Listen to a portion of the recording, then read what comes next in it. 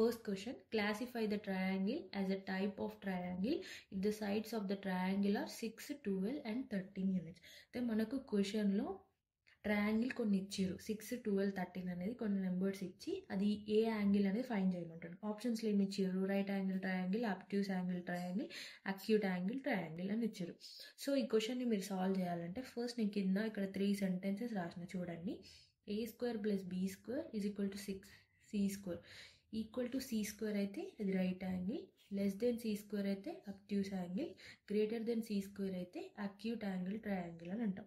First మనకి ఇచ్చిన అక్కడ క్వశ్చన్లో ఆ ట్రయాంగిల్ని మనం పైథాగరస్ థీరంతోని కంపేర్ చేయాలి. ఓకేనా? సో సి అనేది 13 అవుతుంది, ఏ అనేది 6, బి అనేది 12. ఏ అనేది 6, బి అనేది 12, సి అనేది 13. ఇక్కడ మనకి ఉన్నాయి కదా, ఇందులో ఫస్ట్ a² + b² c².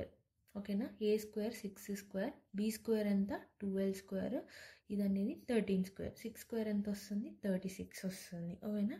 12² 144 వస్తుంది. 13² అనేది 169, ఇది 180 వస్తుంది, 169 వస్తుంది. ఇప్పుడు చూస్తే 180 అనేది పెద్దది, 169తో కంపేర్ చేస్తే ఇది అనేది ఎలా ఉంది? a² + b² greater than c². ఇక్కడ ఏ కండిషన్ అప్లై అవుతుంది? Third condition, a² + b² greater than c² ఉందంటే ఇది ఏం యాంగిల్? Acute angle triangle.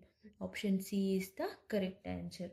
ఇలాంటి క్వశ్చన్ని సాల్వ్ చేయాలంటే మీకు ఈ 3 అనేది తెలవాలి. ఈ 3 తెలిస్తేనే మీరు క్వశ్చన్లో అది ఏ యాంగిల్ అని అడిగితే మీరు ఫైండ్ చేయగలుగుతారు.